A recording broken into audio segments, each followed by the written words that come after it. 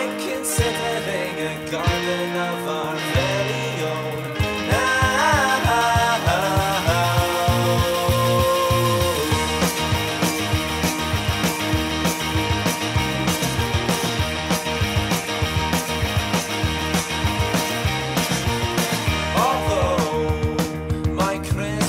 have come all at once. Someone shares my opinions. I'm considering a garden of our very own now. But you say what you need is someone else to be. I don't want to see you trying. It's time to make amends for lying on your friends. I don't want to see you try. This is how it ends.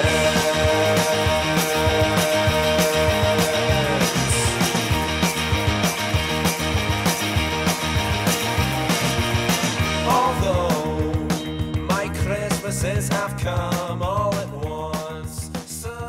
How long ago did you set up the studio, and was it always what you wanted to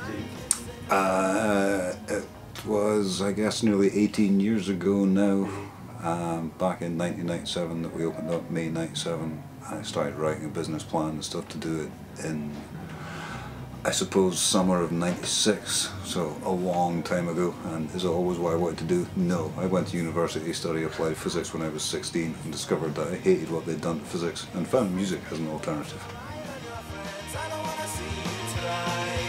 Captain Tom's is Aberdeen's largest rehearsal and recording facility. It has its very own record label, Hippy Records, and deals with many of Aberdeen's most successful bands. With hindsight, do you feel that along the way since you started up, you made any mistakes, or has it been pretty much plain sailing? Oh yeah, I had millions of mistakes.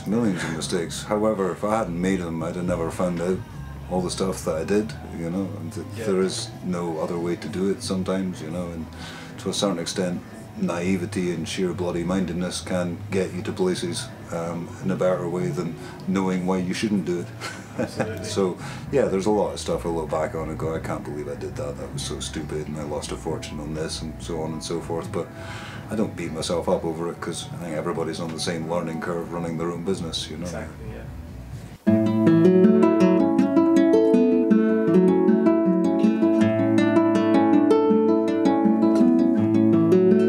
How important has Tom's been in that sort of development of your sound, like just as a place that you'd rehearse and be at? It's just really nice to have it, and sometimes when I get a band to play backing band, it's the best place to come. It's really friendly. I spend a lot of time here because I release music on Fat Hippy, which is also Captain Tom's. But yeah, just kind of invaluable, you know. The gigs they put on, the service that's here, really, you know. It's like a community. I think without it, it would be really missed.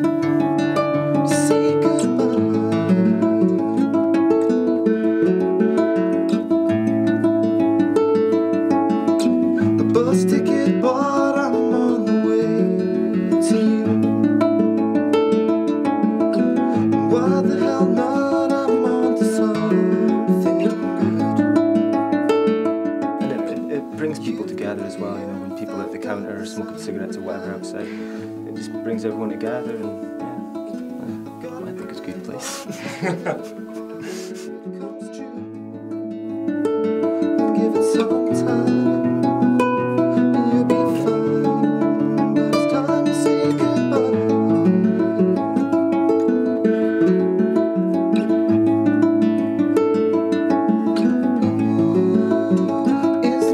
Anyone who plays music in Aberdeen or is involved in music has came across Captain Tom's in one way or another.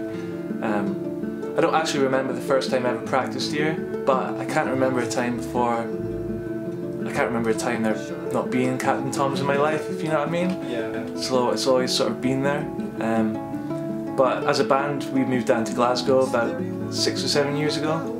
Okay. And we lived there for about 4 years, and then different things happened, but we ended up moving back up to Aberdeen.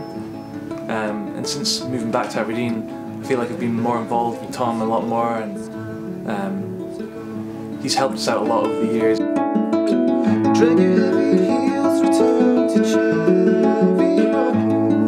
I'm in the sunshine. To go and live in Australia for 10 years and come back, Tom would still be here and you're still treated the same, you know? Yeah. And I think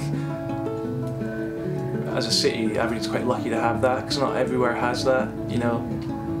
And it would suck if it wasn't here, you know? Where would I go to practice, you know? Where would I go to find out what's happening in the music scene, you know? It's like the sort of central hub of the Aberdeen music scene. Absolutely. You know, if you want to find out about what happened in Aberdeen 10 years ago, come here and ask Tom, he'll tell you.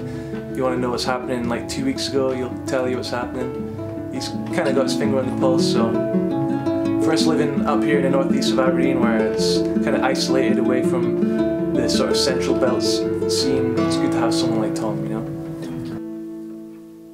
I mean, I think we've worked long and hard straight through a couple of generations, and it is like that for me now, you know, getting towards my kind of late 30s and approaching the big 4-0 and stuff, and you get to that point where customers that were coming in 18 years ago, their kids now come here, you know, it's the whole generation has come through.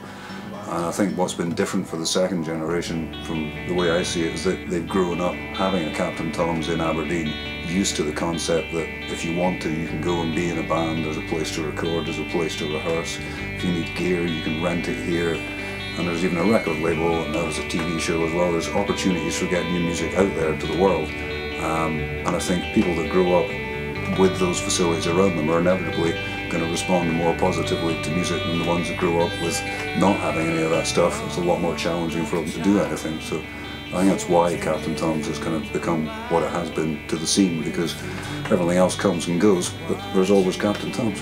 He was the first guy to ever give us a gig in Inverness. He would drive us there, you know, he'd put us all in a van and drive us to Inverness, and gigs in Edinburgh and Glasgow, he would be the one that would like chuck us in the back of his van and drive us there. So he's always been there to give us like our first opportunity, and yeah, he's always been there to support us. When you come to Tom's, it's a very welcoming atmosphere, you know. He's very friendly and professional, and he'll do whatever he can. He'll bend over backwards to try and help you and make things happen. No matter what level your band is, you could be like, you know, just starting out, or you could be a well-established artist. Whatever level you're at, he'll find a way to help you and make things happen for you. On the business side of things, is it difficult to run as an independent business in this kind of the world we're living in now, the way the economy is? Yeah, but then isn't everything? I suppose it is, right? Well, no, I mean, this is the question though. When you say stuff like that, is it difficult to do? You really immediately, you need a standard to set it against. Yeah. Because I've never run a hairdresser or a greengrocer or a supermarket or, you know, anything else, or a shopping centre or a music shop, or I've never done any of these things. I don't know how hard it is for them.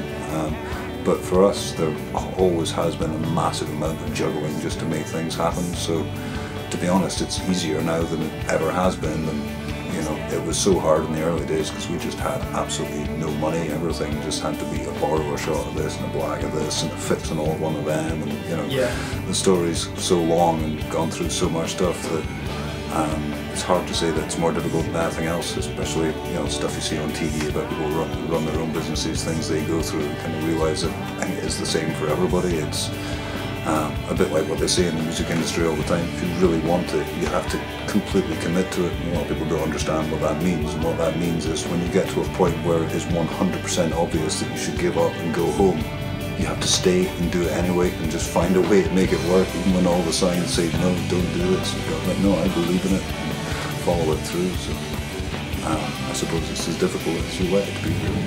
If you come to Tom's, you'll find all different kinds of music, from rock to country to pop to rap to anything. And this time of year, it's Christmas, you'll hear people playing Christmas songs down the hall, but then in the other room you got people playing like hardcore scream metal, you know, so you never know what you're going to get when you're here. It's a total blend, and I think if you watch live at Captain Tom's, you'll get a taste for that atmosphere and a taste for the different variety of music that happens here, you know.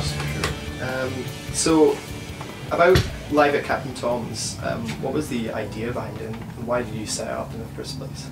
It's a tough one. I've had to answer this question so many times since I started it, and it's a strange one because ultimately it all goes back to the untimely passing of Steve Bruce, the sound engineer. We put on a big gig for him back in January at the start of 2014, and that brought together a bunch of people that had kind of known one another a bit through the scene but had never all been thrown together in this way. And it was that group of people that came together that night, the guys that streamed the gig there and some other people we're working with, and kind of realised, I'm like, wait a minute, if you guys are all up for this, you know, between us we could have our own TV show at the studio. And I wasn't one of them. I wasn't trying to have an idea. I wasn't specifically looking for something new to do this year. Just the pieces were all there in front of me. I was standing with a buddy of mine that works with me on the label and stuff, and I looked at him and went, wait a minute, you see? And he was like, yeah man, we could do that, go for it, you know. Yeah. Once I told a few people about the idea, they were all like, ah yeah man. And you know, when you work in this industry, you kind of work off gut reactions like that.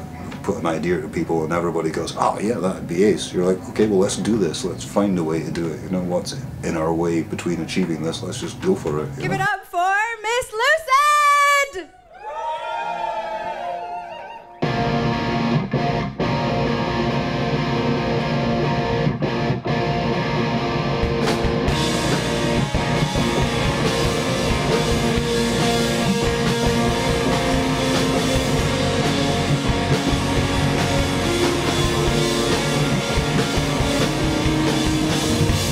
What is morality? Empty faces on the TV tell you. Well, it's something different, isn't it? You know, there's off a habit for many things in life to sort of fall into a bit of a rut. There's a repetition of things, everything's built around university schedules and school schedules and summer holidays, and it's all cyclic stuff, and you know, it can get a bit repetitive, especially in a small town like Aberdeen. You've only got, you know, half a dozen decent venues to go to and stuff. Things can get repetitive. It's just nice to have something different, a different way to show the music scene that's up here to the rest of the world. Thinking that you love it's like the films. Just another brand new light, seducing us, seducing us. Yeah, I mean, this is another one. A lot of the time, you don't realise what you're doing until you've done it. A bit like you don't know what you've got until it's gone. But the same sort of thing with Live at Captain Tom's. I didn't really know what I was doing. I was kind of like, I'm going to do this, and you know, Scott was the obvious person to be there and be the MC, and then it was Magenta heard about it and kind of made a point of coming to see me and saying, I would like to present this show. I'm like, okay, well, I have no idea why you're here. I've never met you before in my life. I don't know how you found out about it, but you've heard about this, you're excited about it, you're here and you're up for it, so you're in, you know, because that's what you want, is people that want to do it. But I didn't realise at the time that it would end up being 2 seasons, doing as much as we've done, having so many bands involved, and it's only now that we're towards the end of the 2nd season, looking back and realising that what we're actually doing is recording a history of Aberdeen's music scene as we go, and leaving it all online for everybody to watch forever. Thinking that you live is like the films.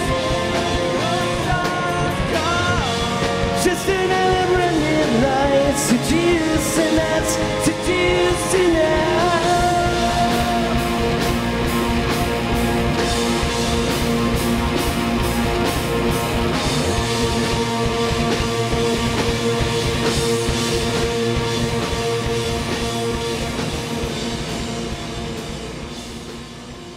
Yeah, I've got to say, over the years, this is a question that I always struggle with the most, because you sit down and you do these interviews, and please don't take this personally. No. You sit down and do these interviews and you tell people about what you've done and what you're doing at the moment, and you kind of try and explain how much is involved and why you're doing it and stuff, and at the end they go, what else have you got? And you're like, I just put my heart and soul into everything. Hopefully a lot more Live at Captain Tom's next year. Hopefully, well, I know there's going to be some new releases with the label. We have a new Lorelei album, possibly a new Jerry Jablonski album, new stuff from Craig John Davidson, debut album from Deadfire and Fat Hippy. So lots to do, hopefully some European touring, back down to London for a couple of gigs, hopefully over to America again to do some stuff with Terry McDermott. That and, you know, our usual Aberdeen gigs at the studio, monthly club night and downstairs, and you know, that's it. That's pretty much all the weekends used up next year. This is how it's no laughing matter. Mr. Buchanan. It's water out the tap from now on. It's no laughing matter, Mr. Buchanan. It's water out the tap from now on. I'm considering a garden of our very